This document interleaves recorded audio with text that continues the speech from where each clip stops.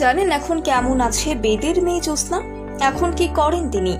বর্তমানে কোথায় থাকেন এই যুগান্তকারী সিনেমা খ্যাত অভিনেত্রী? অভিমান করে 23 বছর আগে বাংলাদেশ থেকে এসেছিলেন কলকাতায়। তারপর এখানেই থেকে গিয়েছেন অঞ্জু ঘোষ। রূপলী পর্দা থেকে দূরে কেমন কাটছে তার দিন, জানলে চমকে যাবেন আপনিও। 1989 সালে মুক্তি পেয়েছিল বাংলাদেশি ছবি বেদের মেয়ে জ্যোৎস্না। সিনেমার চেয়েও বেশি সুপারহিট হয়েছিলেন নায়িকা অঞ্জু ঘোষ। কিন্তু আজ সিনেমা জগতের থেকে অনেকটাই দূরে রয়ে গিয়েছেন তিনি। বেদের মেয়ে জ্যোৎস্নার পর অনেক ছবি করেছেন, কিন্তু দর্শক তাকে মনে রেখেছে বেদের মেয়ে জ্যোৎস্নার জন্য। কিন্তু তিনি নিজে তার পরিচয়ে একেবারে সন্তুষ্ট নন। তিনি জানিয়েছেন বেদের মেয়ে জ্যোৎস্না তাকে স্টারডাম এনে দিয়েছে ঠিকই, কিন্তু এছাড়াও অনেক ভালো ভালো ছবিতে অভিনয় করেছেন তিনি। তাই শুধুমাত্র এই ছবির জন্যই পরিচিতি পেয়ে অভিনেত্রী হিসেবে মর্যাদা হারিয়েছেন। বর্তমানে কলকাতা সল্টলেকে বসবাস করেন অভিনেত্রী। বহুদিন শিরোনামের থেকে দূরে থাকলেও 2019 সালে আবারও খবরে আসেন তিনি। ওই বছর বিজেপিতে যোগ দিয়েছিলেন।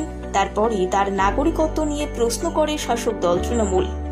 তারা অভিযোগ করে অঞ্জু আসলে বাংলাদেশের নাগরিক, বিজেপি তাকে কারসাজি করে ভারতের নাগরিক বানাচ্ছে। যদিও এই অভিযোগ অস্বীকার করে বিজেপি। তাদের দাবি ছিল অঞ্জুর বাবা মার জন্ম বাংলাদেশে হয়েছিল, কিন্তু তার জন্ম হয় কলকাতাতে। কাজেই অভিনেত্রী সল্টলেকের এক বাড়িতে নিশ্চিন্তে বসবাস করছেন। গ্ল্যামার জগৎ থেকে অনেকটাই দূরে থাকেন তিনি।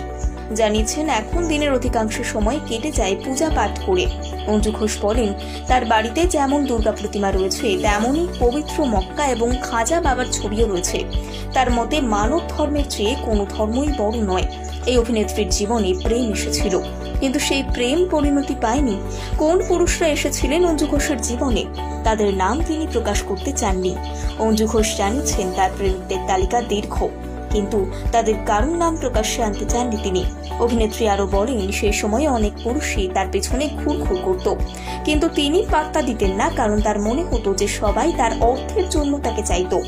অঞ্জু ঘোষ আজও অবিবাহিতা, কিন্তু কেন বিয়ে করেননি তিনি, এ বিষয়ে তিনি জানিয়েছেন বাংলাদেশের আদ্যক্ষরযুক্ত এক নায়কের সঙ্গে প্রেম হয়েছিল তার, কিন্তু সেই সম্পর্কে প্রতারিত হয়েছিলেন তিনি।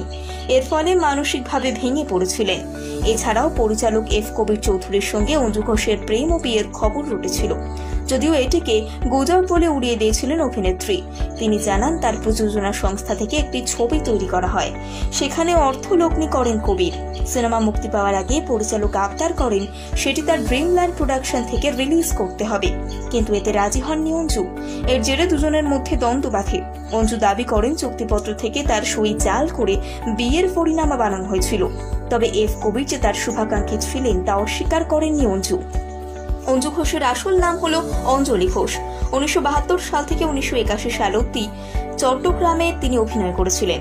তারপর 1982 সালে এফ কবির চৌধুরীর পরিচালিত সওদাগর সিনেমার মাধ্যমে বড় পর্দায় পা রাখেন। 1998 সালে বাংলাদেশ ছেড়ে কলকাতায় চলে আসেন অঞ্জু। মাঝে কয়েকবার বাংলাদেশে গেলেও খুব বেশি সময় থাকেননি তিনি।